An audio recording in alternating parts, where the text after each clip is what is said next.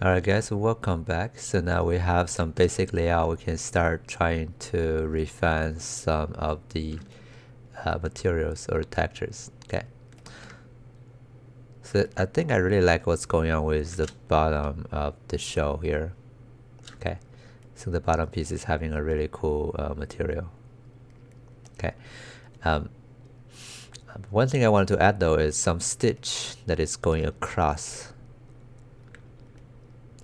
And to be able to do that, I need to go use the stitch brush and add that to the rubber part. So let me go to the rubber and open it.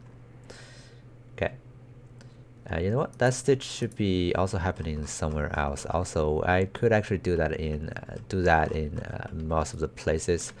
So I'm gonna do a stitch layer then. Okay, the new layer. I'm gonna delete that, and this layer will be called stitch layer or stitch, right? For the stitch layer, what I need to define is it's gonna have a color, it's gonna have a height, it's not gonna affect roughness or metallic, maybe roughness. Yeah, so stitch should be really rough, so roughness will go all the way up. Metallic wise, no metallic. Yeah. Yeah, I think I need to actually block all these. Head map will be going up. Base color will be some grayish color. Okay. And then give it a black mask. Okay. Now in the shelf, we can look for brushes, and there should be a stitch brush right away. Okay, and we have a couple of different stitches. Let's try stitch 1 and click and drag and see what it does. Is basically creating the stitch. Right. So what we need to do is find a proper size. A smaller one here. Okay, and we need to just start dragging out the stitch. So one thing I want to add for the base is the stitches that goes across that area, right? I think for now the stitch maybe is too small, so a little bit bigger, and I also wanted to have a bigger gap between those stitches. So what I do is right click here, and there is a spacing. If you drag that up, you can see what it does here, right? You can also draw here to see what it does. All right. Even now, when I start drawing, I think it's a little bit big. Let me make it just a little bit smaller. So control and drag. Okay. When I'm dragging, it's a little bit hard to control. Let me make the spacing a little bit smaller. So to make it easier to control, we can turn on the lazy mouse, which is D button, called lazy mouse, right? And then you start dragging. You can see now you have this lazy mouse, which allows you to draw a smoother arc. Okay, and we can use that to keep on going and draw the stitches around that area. Okay. Alternatively, we can also do it here in the UV. Okay. We can hit I believe F2, F1, F2, F3. F3 is just the UV, right? That way we can go just start drawing those guys over here. Okay, hit tab button to maximize the screen space.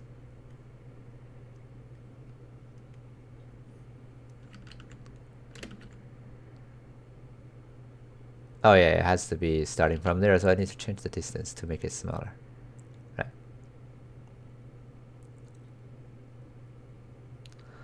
So I need to really carefully lay out the stitches.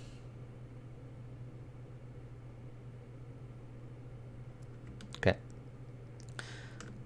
Keep on going.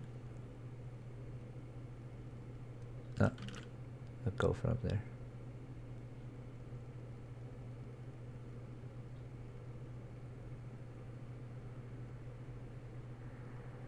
Oh, if I did something wrong, I can hit the 2 button to go to erase these guys, and then go back to 1 button for the brush, and then just keep on going.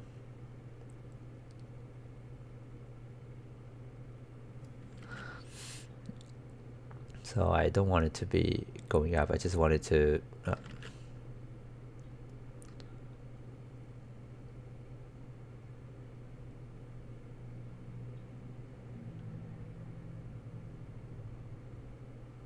You have to follow the contour of that dark line.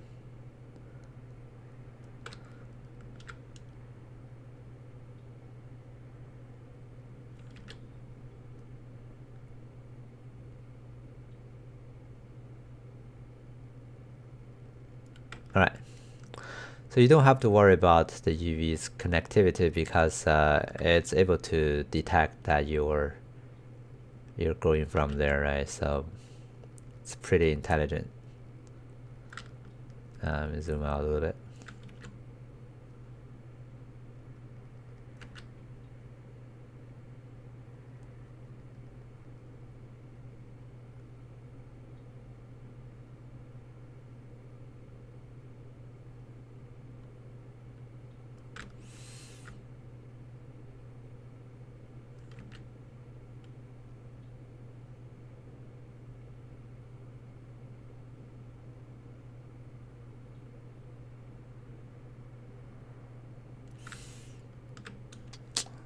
So just a little bit more.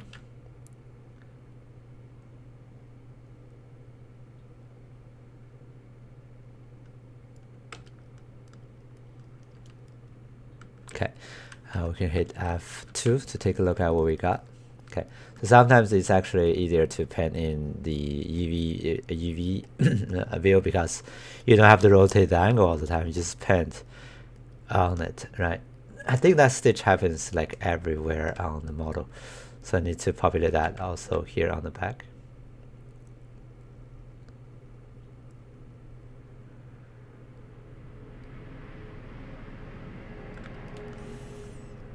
Okay, you can see I have some shifting problem here and it's not quite straight, so I can maybe try to do that in 2D view again. So F3, and let's try it here, right? So even when we're in 2D view, it's trying to do a 3-dimensional projection. So what you did here, although it's on the UV, it's gonna try to compensate and actually project it in a 3D manner. So you just don't have to worry about the stretching caused by the 2D UV. Okay, so yeah. Go ahead and keep on going to here.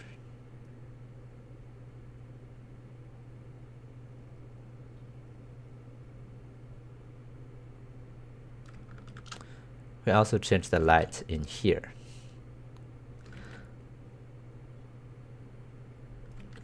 Let me go from the bottom here.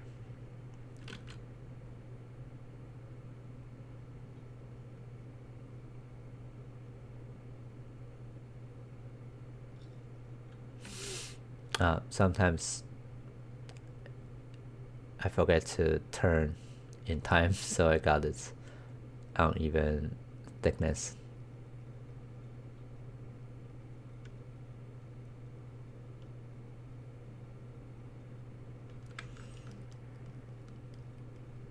Alright, let's take a look at that. You can see I do have a problem, right? They're not really matching properly.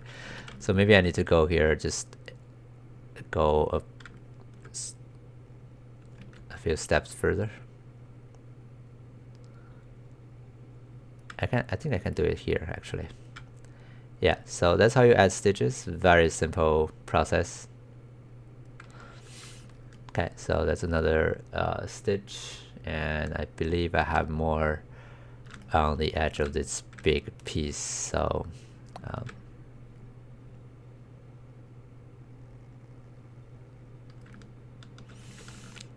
one thing you can do is click here, holding down Shift and click to create a straight one. Sometimes that's good enough to add the stitch. Anyways, so no one would really say, okay, there's straight lines, right? But if you can manually drag it, the directional would be better. The directionality would be better. So drag that the distance.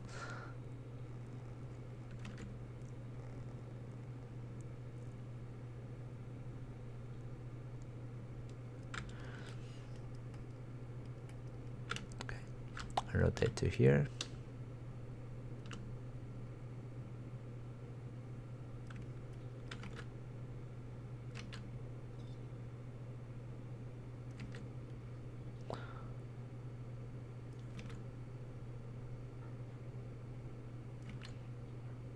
So carefully draw the first one out, and then we have a turn. Yeah, that's not very easy.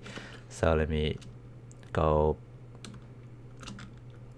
from here to here, and then to here, and then keep on going from there.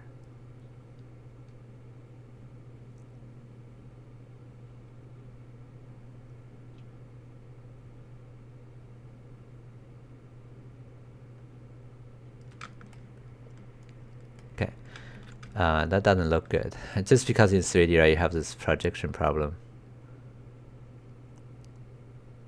Yeah, so sometimes I think it's actually better to do it in 2D if that's possible, or if that's easier to achieve. Don't quite like what's going on here. Let me erase that. Okay, back to the brush, and then yeah, that's better. Okay, and I hope there's a way to actually hide that. Maybe there is, maybe there's not, but I can just go to the 2D view and draw these, right?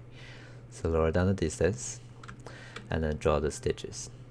All right, so basically that's how you draw stitches. I'm gonna go through the rest of the part that needs stitching, and I'm gonna do that in a fast forward video, and then we can come back and talk about other things we need to add to the show. Okay, see you next time.